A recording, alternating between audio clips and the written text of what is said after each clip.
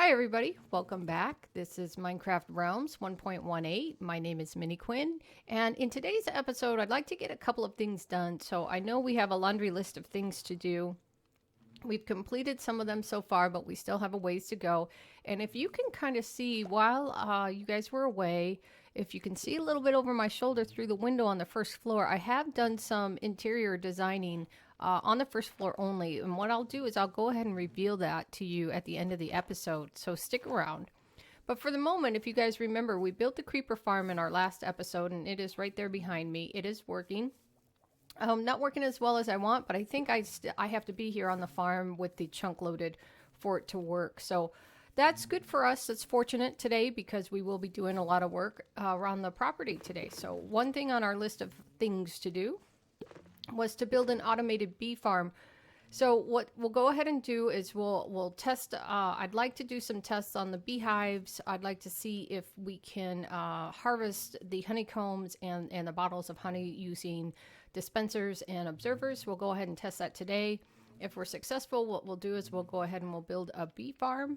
And then we also need to grow, we also need to build a sugarcane farm. So those are the two things on our list of things to do today. We got a busy day ahead of us, so let's get started.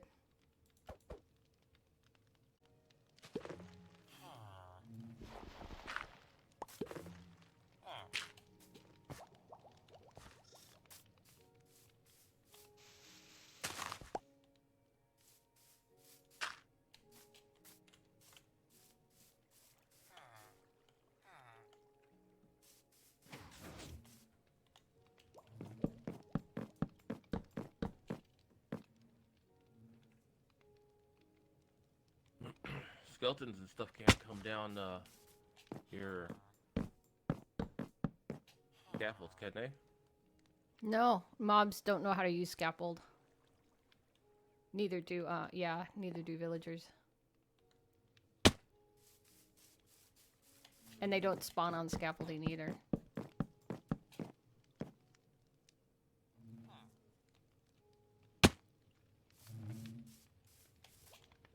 Oh, it's weird.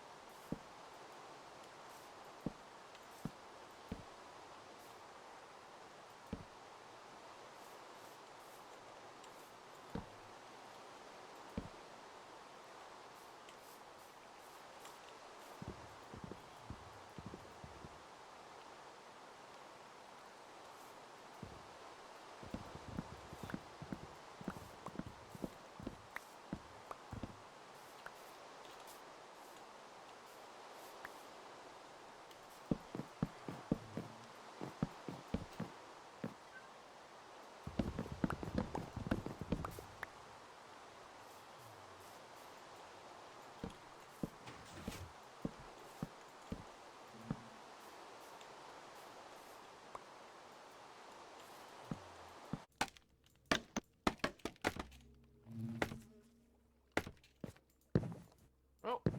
Ow. I fell off my thing again. I swear I fall off this thing about 5 times a day. Well, thank goodness for feather falling. Yeah.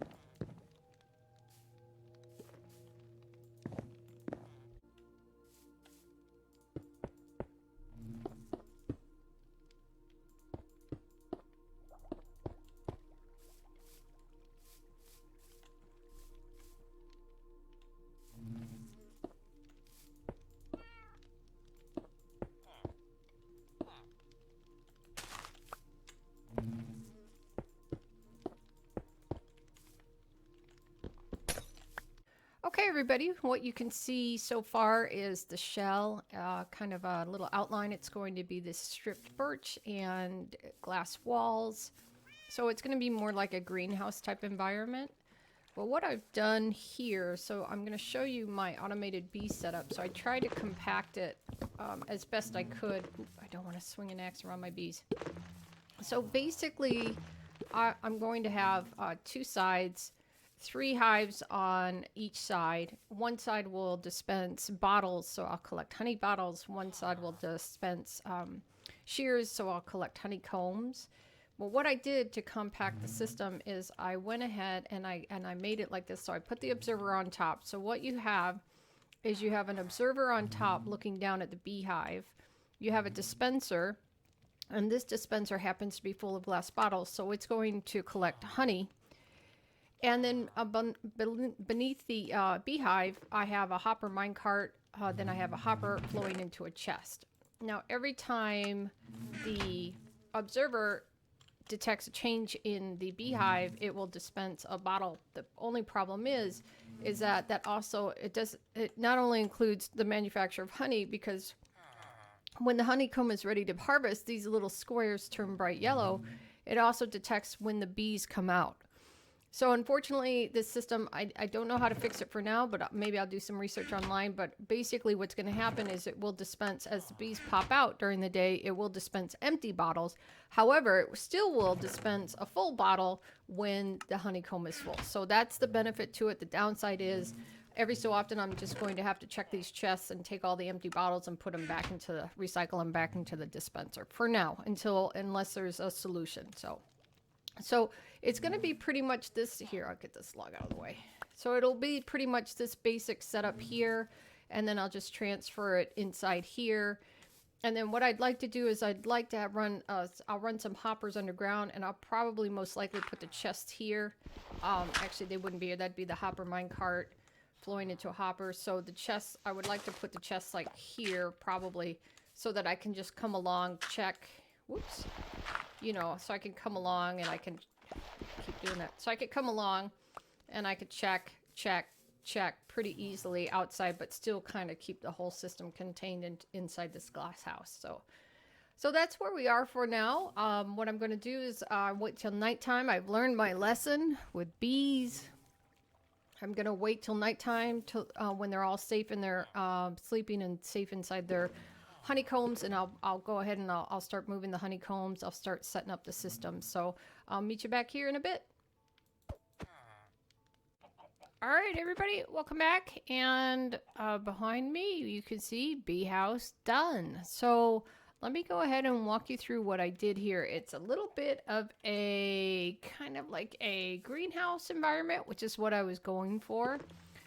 On this side of the greenhouse, you can see I can access the chests, and on this side we're collecting honey. And again, I know that the system is going to kick out empty bottles. We know that because it detects the change in the beehive when the bees pop out. For whatever reason, it doesn't really detect it when they pop in, but that's okay. The other thing too is I notice is every so often I'll get a honey bottle in here, and I don't know why.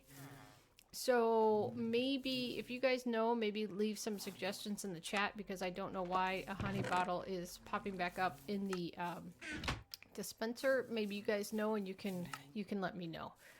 On this side, I've got the honeycombs. So in the dispensers, I went ahead and I put the shears. And so you can see I am collecting honeycombs here.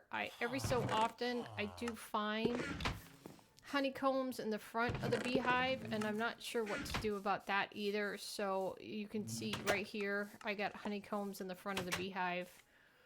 Not really sure why that happens. Oh, actually I do know why, right? So when the dispenser triggers, the honeycombs pop out backwards or forwards instead of backwards. And I don't know if it's because I have a glass block here. It could be. Tell you what I'm gonna do, guys. I'm just gonna knock out these glass blocks behind these beehives, and we'll see if maybe we can't get those honeycombs to not push forward. We'll see.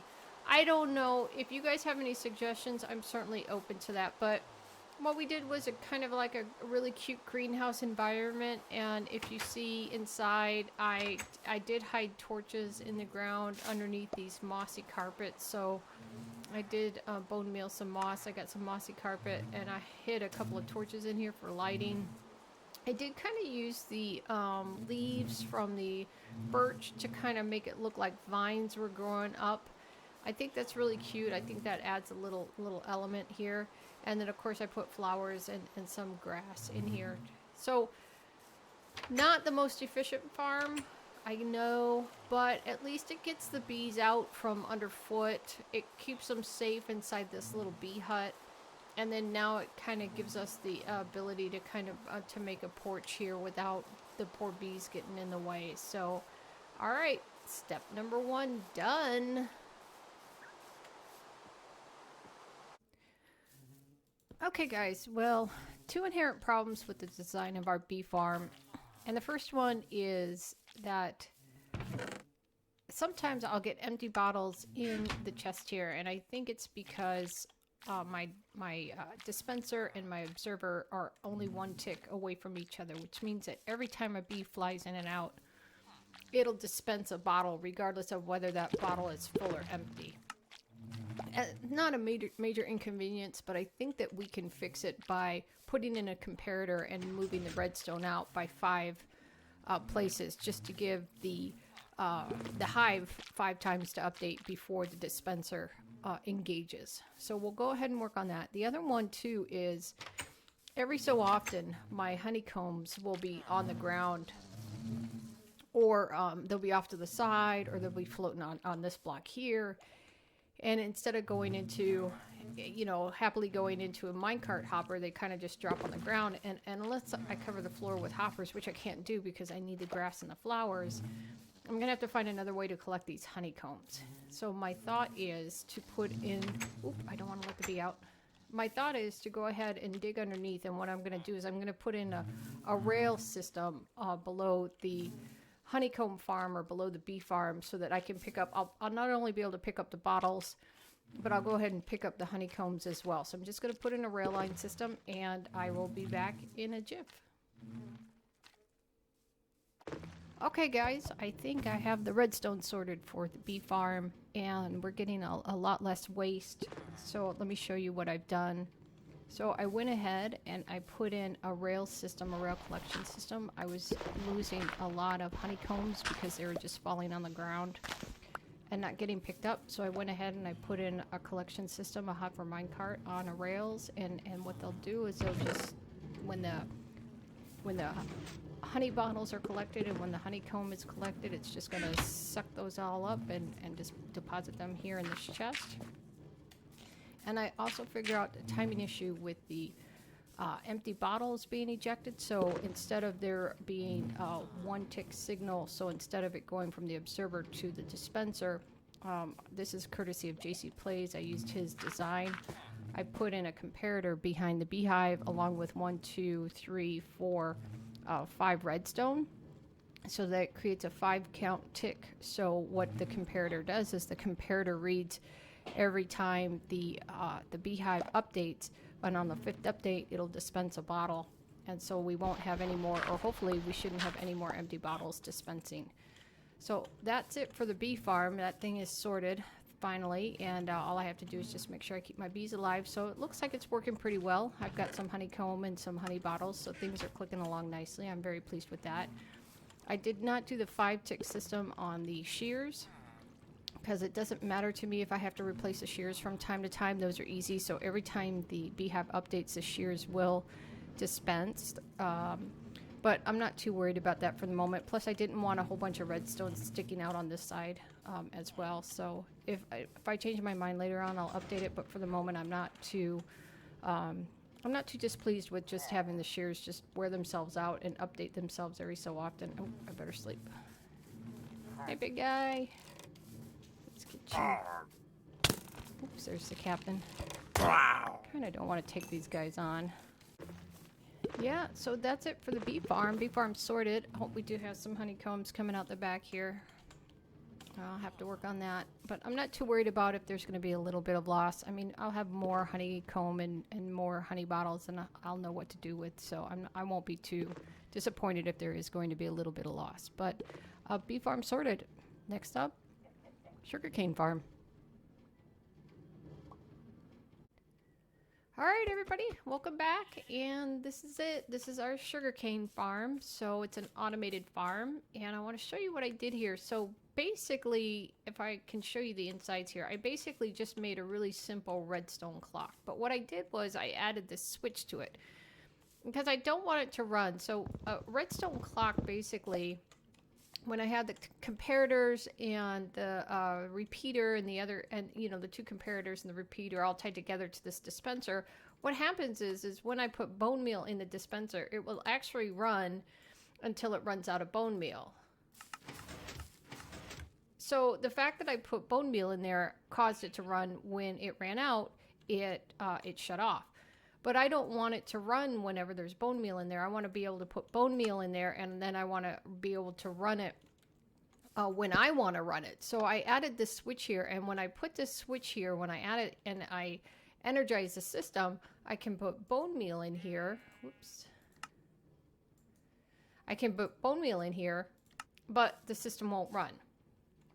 And that's what I want, because I want to be able to add bone meal to the dispenser and not worry about it running immediately. So I want to be able to manage it. I want to be able to flip the switch and manage it when it runs and when it doesn't run. So if I now flip the switch, it will run, and it will run until it runs out of bone meal. So basically, whenever it runs out of bone meal, it'll automatically shut itself off, regardless of whether the switch is on or off. One thing I did, though, is I did pair it with an observer and a piston. So there are two separate systems going on here. There's the redstone clock down here that operates the dispenser. And then there's this piston observer system going on here, two separate systems. So I have an observer, and that's being fed, that signal is being fed to a piston. So just like with other typical sugarcane farm, when the sugarcane is fed bone meal, it grows up. Once the observer detects it, then the piston fires, and then the bone meal falls into the hopper, and it gets funneled into this chest here. So that's basically it. It's going to be our sugarcane farm. So what I'm going to do is I'm going to go ahead and let me grab some bone meal here. So I'm not too worried about bone meal. We've got plenty of bone meal from our bone meal farm. But what I want to do is I just want to kind of load up the dispenser with a little bit of bone meal. And then, like I said, I want to be able to run this the automated sugarcane farm whenever I want. So I can turn it on or turn it off at will. So, and that's it. I'm just going to button up this side of the wall, and that's it. Sugarcane farm done. Okay. And as promised, guys, I did tell you I was going to do a reveal.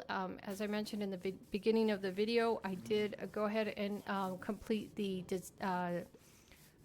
design of the interior design of the first floor of my house. And let's go ahead and take a look at it. And ta-da! I'll do a slow pan. It's not too bad. So what you'll see over here is you'll see the kitchen area, and I did expand the cabinets a bit. We did in previous episodes, you guys saw this, my island, my cutting board island, but I did add some chairs to it. I did expand the cabinets, so there are quite a bit more cabinets. I did move them. This whole wall used to be cabinets, but what I did was I kind of spread it out so I could have this wall here with the counters, so I could have counter, sink, dishwasher, oven, stove. This is my appliance here. My little herb garden. Uh-oh. Didn't mean to do that. My little herbs in the window.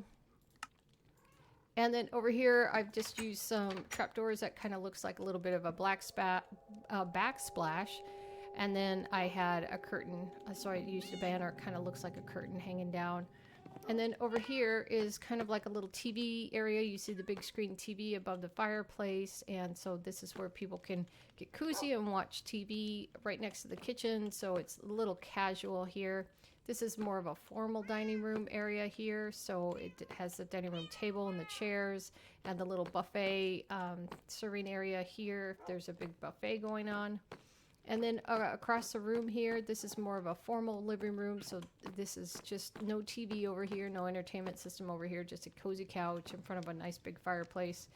Over here, obviously, the enchanting table stays, but I did have to bring these 2 bookshelves in. I know I didn't want to. I wanted to have it opened going in this way, but because I brought the wall in one this way and one that way, unfortunately, I did have to rearrange the space here. So it's not bad. I mean, at least we can still get in from this direction, and then we can also get in from this direction. So it's not too bad. Plus, I kept it low so you can still see over the top. It didn't cut off that part of the room. The map area is still over here, the cartography table, and then all the books and the map supplies. That probably will move at a later date, but not right now.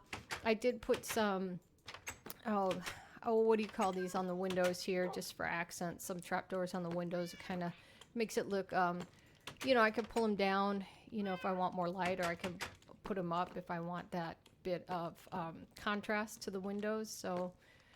And that's it. And like a little table over here by the door with a painting. And then I have flanking the door here, I have 2 bamboos, which I think looks really nice. And I did accent the fireplace over here with some houseplants, so I thought that looked really nice as well. So, and that's it, guys. This is it. So I was able to decorate the first floor. I haven't done the second floor yet. Still working on that, and I still have to finish up the basement. But that obviously is for another time.